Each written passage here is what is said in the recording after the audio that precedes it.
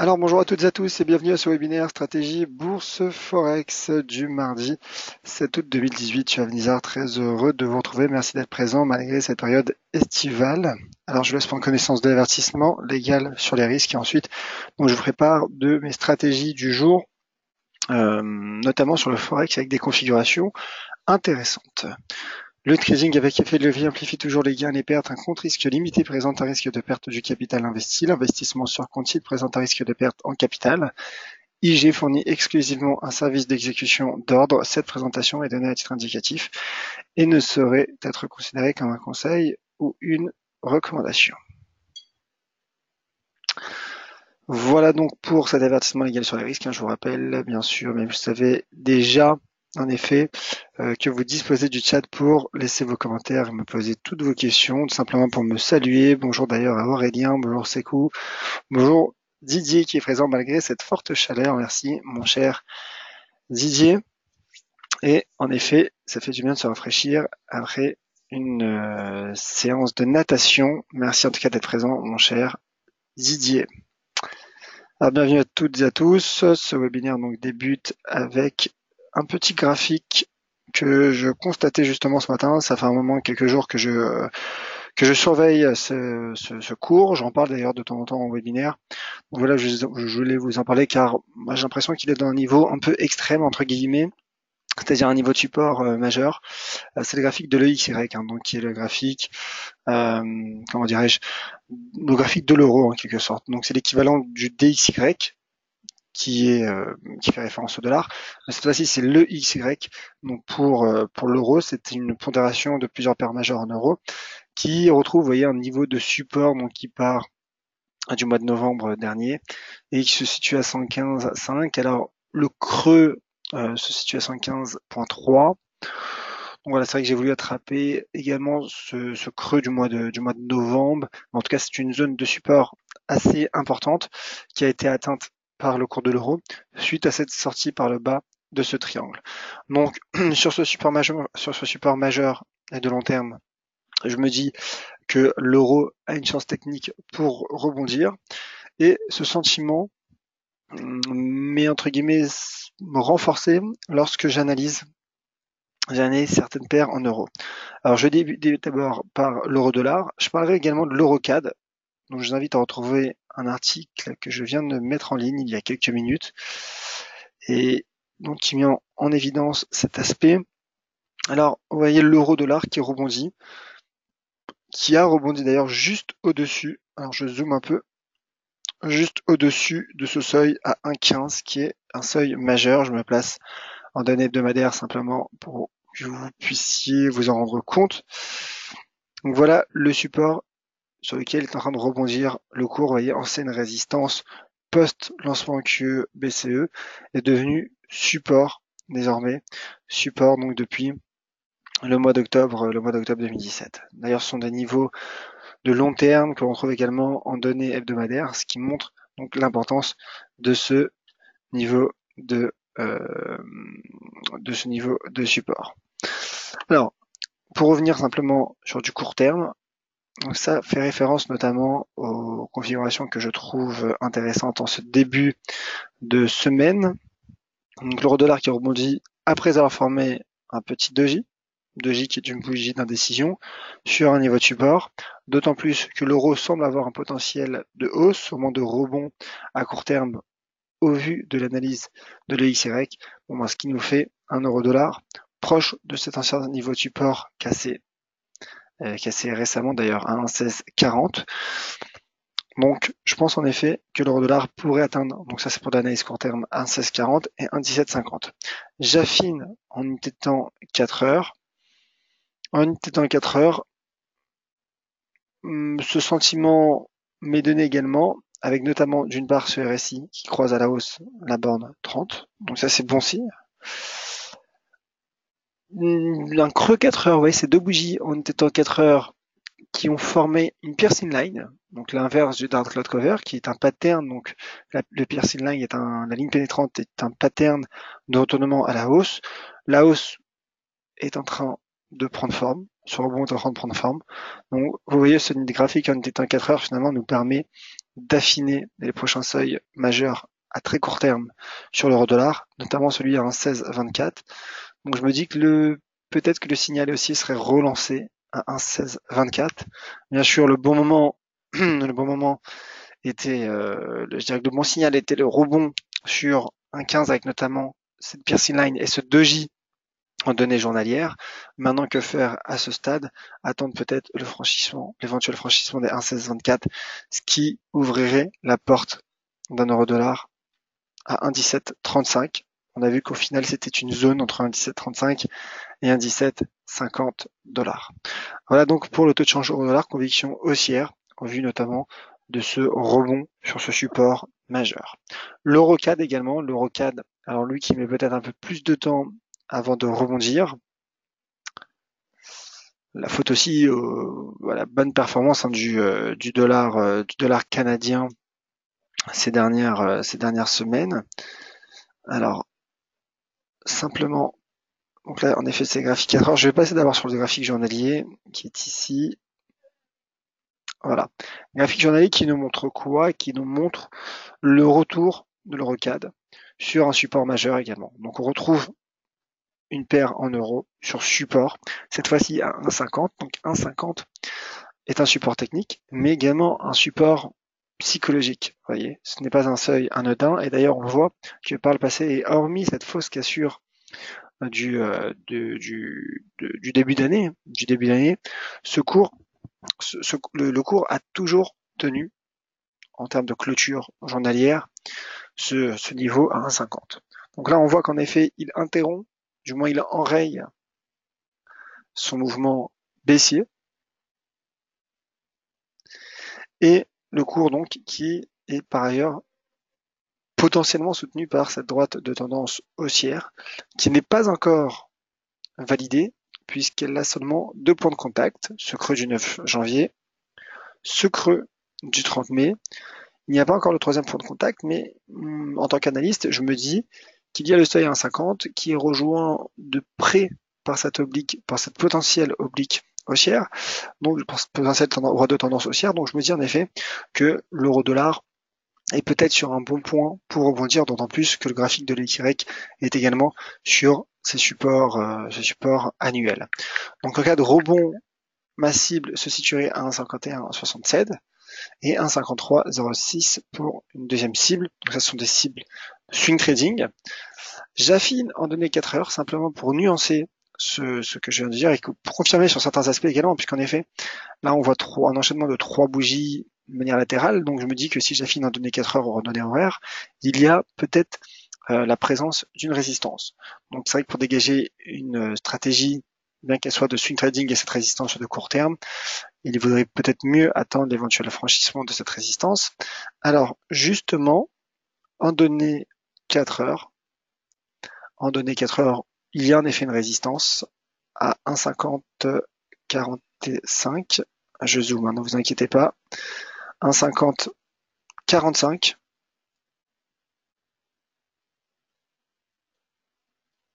Voilà, c'est peut-être mieux. Et voilà, d'ailleurs, le cours qui est en train potentiellement de franchir, qui est en train de franchir 1,5045. Alors c'est vrai que il n'a pas encore clôturé au-dessus de cette résistance en 24 heures, mais pour le moment, franchissement en cours. Et comme je l'évoquais dans l'article qui a été mis en ligne il y a quelques minutes sur le site d'LIFX.fr, ce qui est intéressant de constater, c'est finalement cette convergence entre les indicateurs RSI et MACD, dans la mesure où le RSI, lui franchit la borne 30, donc ça c'est bon signe, et le MACD croise à la hausse la ligne de signal, bien qu'il se situe toujours en territoire négatif. Donc c'est pour ça que j'ai tenu à laisser sur ce graphique ces deux indicateurs.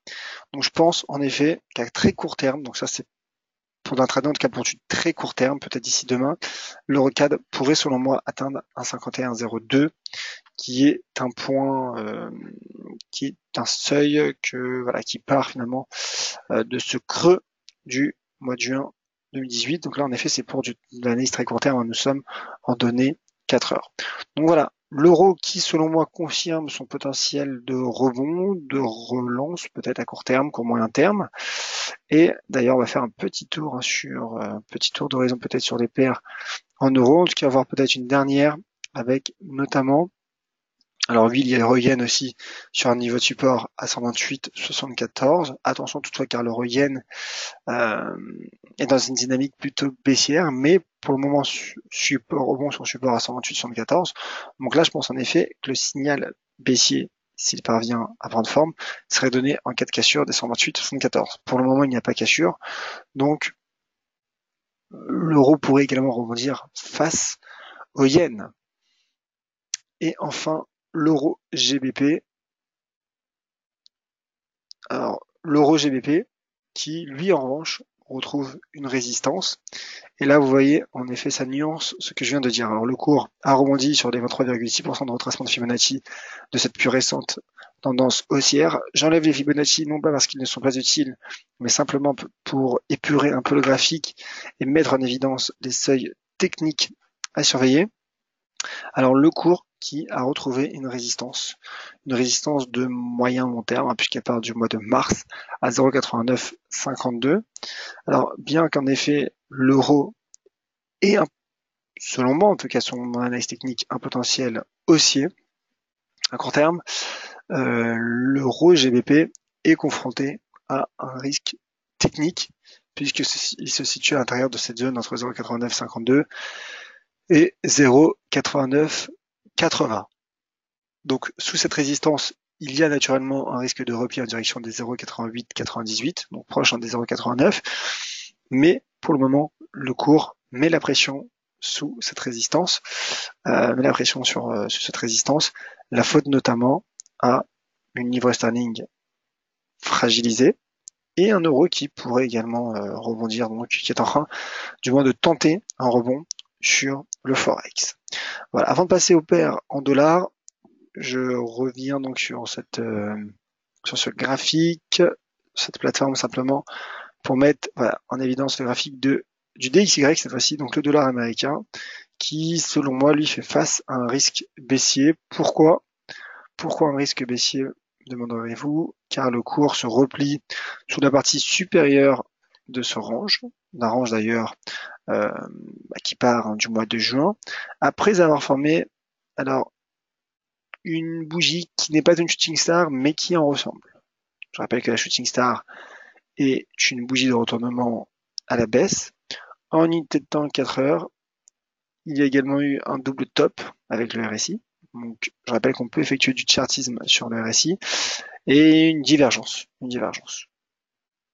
Et d'ailleurs, un dark cloud cover. Je parlais du piercing line tout à l'heure, donc le dark cloud cover est un piercing line à l'envers, avec toutes les mêmes caractéristiques, mais inversées, qui plus est sous résistance. Donc je pense également que c'était un signe, je dirais, potentiel, bien sûr, avant-coureur, d'un rebond de l'euro-dollar, lorsqu'on a pu apercevoir maintenant, en effet, le rebond a pris forme, et le repli pour le dollar, mais lorsqu'on a vu, en effet, le rebond sur support de l'EXY, et ce repli avec un dark cloud cover, une couverture en nuage noir du DXY sous une résistance. Donc c'est vrai qu'au regard de cet indice DXY, je me dis que cela confirme finalement mon sentiment haussier sur l'euro-dollar. Et donc le DXY qui pourrait se rapprocher des 94, qui correspond quasiment à la partie inférieure de ce range. Alors le GBP USD dans ce contexte, le GBP USD qui est baissier et qui retrouve, alors ça je le trace parce que c'est important, qui retrouve un support majeur, enfin un support en tout cas post-Brexit, 1,2923. Donc en effet c'est un premier élément. J'affine en données journalières pour tenter d'en savoir plus. Le graphique données journalières, ne m'indique pas grand chose, si ce n'est peut-être un très léger ralentissement du momentum. Et au final, pas énormément non plus. C'est vrai qu'il y a une toute petite contradiction. Pas de divergence, mais une contradiction, un momentum qui ralentit, mais la tendance du cours qui reste baissière. Donc en effet, à ce stade, je pense que le signal baissier serait donné en cas de cassure d'un 29-23, auquel cas le cours pourrait retomber à court terme sur ce seuil d'inversion de polarité à 1,2776. Seuil d'inversion de polarité que je trace pour que ce soit bien clair. Vous voyez, support, résistance, support 1,2773. Voilà pour le GBP USD. L'USD Yen à présent. L'USD Yen qui retrouve un support à 110,92, une ancienne résistance, qui a cassé cette oblique haussière. Et c'est désormais ce pivot qu'il faudra surveiller. Donc en effet, dégager une stratégie haussière sur ce niveau serait cohérent. Je pense qu'il n'y aurait rien de scandaleux vis-à-vis des bases de l'analyse technique. Je nous donne les bases de l'analyse technique, puisque finalement ce serait, entre guillemets, dégager une stratégie de rebond sur un niveau de support, en tout cas une ancienne résistance, qui a également joué un niveau de support à 110,92. Donc ce serait, je dirais, cohérent. Un retour à ce stade sous 112 me paraît envisageable. En cas de franchissement, 113,19. Toutefois, la cassure des 110,92 écarterait ce scénario, bien évidemment, et enclencherait un potentiel signal technique baissier sur l'USD Yen qui pourrait, le cas échéant, retomber en direction d'une part des 110 et d'autre part des 109,05. Alors j'affine en données 4 heures pour peut-être déceler un pattern. Donc, pas de pattern. Je n'ai pas de pattern de retournement à la hausse, en tout cas sur ce niveau de support. Attention toutefois car le MACD qui a croisé à la baisse la ligne de signal depuis le 2 août en données 4 heures est en train de croiser à la baisse la ligne neutre et donc de pénétrer en territoire négatif. Donc prudence, encore une fois. Une cassure est envisageable lorsqu'on regarde cet indicateur MACD. En tout cas, elle serait finalement le synonyme d'un signal technique baissier en cas de cassure en clôture journalière de cette ancienne résistance devenue support à 110,92. Voilà pour l'USD Yen. Moi, je vais parler des indices européens. Si vous souhaitez que je revienne sur un actif en particulier, n'hésitez pas à me le faire savoir, je vous prie, via le chat. Alors, le DAX qui a rebondi, donc c'est vrai que c'est ce que je tentais d'expliquer ce matin dans un de mes articles qui a été publié, qui a été mis en ligne sur le site d'Elifix ce matin, premier article du jour. Ce que je tentais d'expliquer, le cours qui tentait de rebondir, vous voyez, qui reste du moins soutenu par ce double support à 12 512 et cette droite de tendance haussière qui part du 28 juin dernier. Alors c'est vrai que ce graphique en ND4 heures est intéressant. Il y a un graphique journalier aussi qui met bien en évidence cet aspect de double support avec donc vous voyez un rebond en fin de semaine dernière sur donc ce support à 2512 et cette droite de tendance. Donc là en effet que faire à ce stade? Bon bah dégager une stratégie haussière je pense est un peu tard désormais. D'autant plus que le cours se rapproche de ce seuil. Alors c'est vrai que la résistance n'est pas parfaite, mais vous voyez c'est un ancien support au mois de décembre 2017. Support également au mois de juin dernier, plus récemment. Donc je pense en effet que 12 800 devra être surveillé. Ce seuil est situé non loin des 12 956 points. Donc quasiment 13 000 points symboliques. Donc là, en effet, à ce stade neutre sur le DAX, mais voilà, c'est vrai qu'au final, ce double niveau de support a tenu et a produit ses effets. Donc je vous invite pour plus de précision à lire ou relire l'article que j'ai publié ce matin donc sur le CAC et le DAX sur le site delifix.fr. Voilà. Donc ce pivot a produit ses effets. La cassure à ce stade le signal baissier serait donné donc à ce stade en cas de cassure d'être 12 512. Pour le moment, nous ne sommes pas encore là. Le marché semble s'apprêter à tester les 12 800 points. Donc on verra comment il réagira allez, en tout cas d'éventuels retours hein, sous ces niveaux de résistance, mais en attendant, ma stratégie à court terme est neutre sur le DAX, sur le CAC 40. Le CAC 40, alors là c'est différent. Pourquoi? Car le cours est sous une résistance importante. Importante pourquoi? Alors déjà en données journalières, on voit qu'il s'agit donc de la résistance à 5540, mais si je ne m'abuse, en données hebdomadaires, et comme je tentais de le montrer la fois dernière en webinaire, il y a également une résistance de long terme. Oui, une résistance de long terme à 5530 points, donc finalement c'est une zone entre 5530 et 5540 points, une zone de résistance qui est en train de tester le CAC 40. Donc sous cette zone de résistance, au vu de cet affaiblissement de la volatilité, je me dis qu'un repli du CAC serait plausible hein, selon l'analyse technique. Le CAC pourrait à court terme retomber sur les 5448 points, puis en cas de cassure sur les 5380 points. Pour le moment, il se situe sous résistance. Donc sous résistance, il y a ce risque baissier qui serait écarté, invalidé en cas de franchissement des 5540 points, en quel cas le cours du CAC pourrait retrouver ce sommet à 5645 points. Voilà pour ce webinaire. C'est vrai que comme je l'indiquais en début de webinaire, il y a des configurations intéressantes car finalement les cours sont sous des niveaux de résistance et sur des niveaux de support, notamment pour l'euro-dollar et l'euro-CAD, pour lesquels ma conviction est peut-être un peu plus importante au vu notamment de ce graphique de l'EXY, également pour l'euro-dollar, le graphique du DXY qui se replie sur la partie supérieure de ce range. Voilà donc pour ce webinaire Stratégie Bourse Forex. Le temps des questions est venu, donc si vous en avez ou si même tout simplement vous avez des commentaires sur les stratégies évoquées ce jour, n'hésitez pas à me le faire savoir. Alors Didier justement, sur un webinaire que j'ai effectué hier, le webinaire hebdomadaire de la stratégie de la semaine à 16h. Alors merci de me rappeler.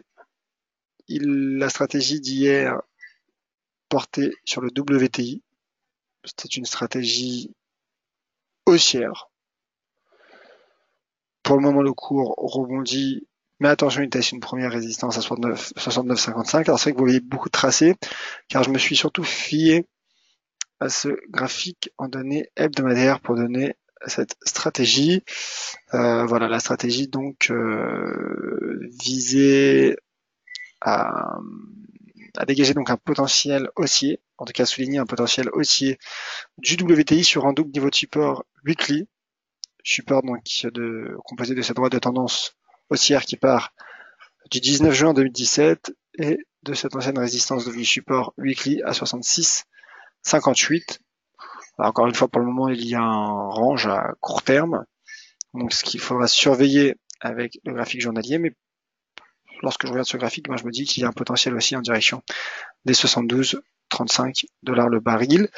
Je dirais que le signal à ce stade serait probablement donné en cas de franchissement des 69,55. Hein, puisqu'entre temps, c'est vrai que le cours a rebondi.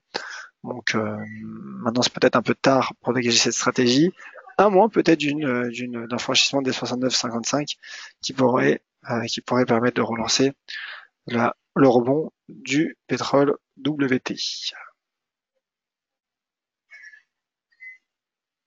Alors d'autres questions sur le chat. Alors voilà, Raymond qui indique qu'elle a toujours cette stratégie sur WTI. Bah écoutez, j'espère que cela va bien se passer. Aurélien, est-ce que vous fiez plus au graphique journalier ou mensuel en analyse? Ah bah ça dépend déjà de l'horizon de temps, ça dépend des configurations. Maintenant, comme je le dis souvent, je pense qu'il faille alterner entre les différentes unités de temps, car comme je le montrais sur le CAC, c'est sur le CAC, on voit qu'il y a une résistance, mais le fait que cette résistance corresponde également à une résistance en weekly, même si elle est située très proche, cela me dit qu'en effet que le cours teste un niveau important. Donc je pense en effet qu'il faille alterner entre les unités de temps, ce que je tente de faire. Après, bien sûr, tout dépend de votre horizon de temps, et sachant, bien évidemment, qu'en règle générale et en théorie, d'un point de vue logique, plus les niveaux de support et résistance sont donnés sur des graphiques à unité de temps importante, comme mensuel ou weekly, plus le cours, plus en tout cas le seuil a de l'importance et est susceptible de faire réagir un cours boursier. Avec plaisir, mon cher Aurélien. Et mon cher Didier également. Alors, un commentaire justement de Michel, le CAC devrait passer cette résistance, car le consensus est très négatif. De plus, les US sont haussiers, n'est-ce pas? Demande Michel. Alors, vous parlez du consensus, j'imagine que vous parlez de l'indicateur sentiment. Alors, j'imagine que vous parliez de l'indicateur contrarien sentiment. Alors, il faut faire attention avec l'indicateur contrarien, parce qu'en général, ce sont des analyses, des signaux, c'est vrai qu'ils conjuguent finalement l'évolution des positions des traders particuliers sur le, comment dirais-je, comparé à la veille et comparé à la semaine précédente. Donc tout dépend en effet de l'évolution du positionnement. Donc c'est généralement un indicateur qui donne des signaux plutôt à court terme que de long terme. Et en effet, je dirais que le signal de l'indicateur contrarien sentiment, si c'est bien sûr à ça que vous faites référence, je pense que oui, j'ai envie de dire, a déjà produit ses effets, puisque ce matin, en regardant justement l'indicateur sentiment, il me semble qu'il était déjà haussier, si je dis pas de bêtises. D'ailleurs, c'est la raison pour laquelle je l'ai tweeté dans la matinée, ce signal donné par le sentiment IG. Donc maintenant, en effet, reste à savoir l'évolution. Cet indicateur est mis à jour à plusieurs reprises dans la journée. En tout cas, bien qu'il y ait un signal haussier, au final, bien qu'il soit haussier, ce qui compte, je dirais, de prime abord, selon moi, selon l'analyse chartiste que je suis, c'est l'évolution des prix. C'est-à-dire qu'en effet, prenons l'exemple d'un autre indicateur. Si vous avez les MACD, l'indicateur MACD ou le RSI qui vous donne un signal haussier, comme le RECAD par exemple. Vous voyez le RECAD. En effet, il y a des signaux haussiers, avec notamment ce graphique 4 heures. Vous voyez le RSI qui croise à la hausse, le MACD également. Mais le cours vient tout juste de tenter de franchir cette résistance, alors que pourtant le signal avait été donné un peu plus tôt. Donc vous voyez, en effet, bien qu'il y ait un signal donné par l'indicateur sentiment sur le CAC 40, il serait, selon moi, validé d'un point de vue technique en cas de franchissement. D'autant plus que celui-ci, j'ai envie de dire, a déjà presque produit ses effets encore une fois, car le CAC 40, progresse. Concernant les US, alors les US, oui, ils rebondissent, mais ils ne franchissent pas encore leur résistance. Donc là, il y en a une à 25 000, non, je l'ai ajusté, elle n'est pas 25 434, mais plutôt 25 534. 100 points au-dessus pour le Dow Jones et le S&P 500, qui est également proche de ses sommets historiques. Donc là, j'ai envie de dire, amoindri le potentiel haussier des indices US à court terme. Donc voilà le S&P 500. Vous voyez qui est proche des sommets historiques de 1875. Alors en effet, c'est le cours, si Dow Jones et le S&P parviennent à franchir leur résistance, bon bah là, tant mieux serait bon signe pour les indices américains et donc en effet les indices européens potentiellement.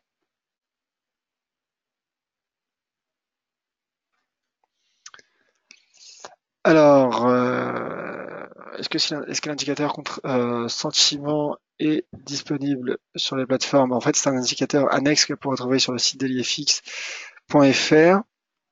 Alors, je vais tenter de vous donner le lien si je le retrouve. Alors, je le mets généralement je le mets sur Twitter. Je vais tenter de vous le retrouver. Je demande juste un petit instant pour que je puisse vous l'envoyer. Sinon, n'hésitez pas à le retrouver sur dailyfx.fr ou sur mon compte Twitter. Alors, écoutez, le mieux, c'est d'aller directement sur Twitter afin de le retrouver. Et voilà, je pense que c'est la chose la plus facile à faire. Voilà, je retweeterai cet après-midi un signal, si je trouve un signal intéressant, par le sentiment. Vous avez également une rubrique sentiment, donc nous tentons de mettre à jour sur le site dailyfx.fr, voilà, sur cette rubrique, vous voyez, stratégie trading et sentiment, où il y a plus de détails. Voilà, donc merci à toutes et à tous. Je pense avoir fait le tour de toutes les questions. Prochain point de marché en ma compagnie aura lieu jeudi à 14h30. Donc là, je vous attends nombreux, car en effet, j'ai donné des stratégies intéressantes, en tout cas des configurations qui me paraissaient intéressantes ce jour, avec notamment l'euro, le cours de l'euro et donc les paires en euros. On analysera ce que sont devenues cette stratégie jeudi, où elles en sont, avec notamment la stratégie de la semaine que vous avez découvert hier et dont j'ai évoqué encore aujourd'hui, la mise à jour sur le WTI. D'ici là, bien sûr, pour connaître toutes mes stratégies et connaître également les signaux des sentiments, n'hésitez pas à suivre mes analyses sur Twitter, @yoavnizar. Soyez prudents sur les marchés. À tout de suite sur Twitter et à jeudi de vive voix à 14h30 en direct sur ce même lien d'inscription. Merci à toutes et à tous. À jeudi, je vous attends nombreux.